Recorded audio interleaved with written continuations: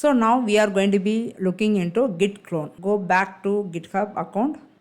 Okay, so here, so already we are imported our project inside git repo. Here you can see the code, this green color button, right? Click on this button. Here you can find https ssh github cli. So you can leave it this https. Okay, clone using this web URL. Okay, open on new tab.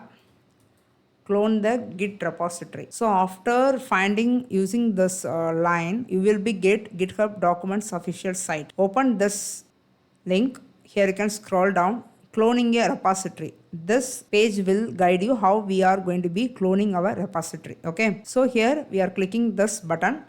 Next is you can scroll down here, you can copy this one. Using this one you have to copy. Okay, so whatever I'm telling, all the steps will be defined inside this page. You can refer it. So all the links I will be provide in the video description. You have to go through it. Okay, and also what are the issues you are facing while encountering this git installations or git cloning, that video link also I will be mentioned in the video description. You just go through it. So now how to copy this one. Open git bash. So here what I will do, I have to create one more folder which is git clone project.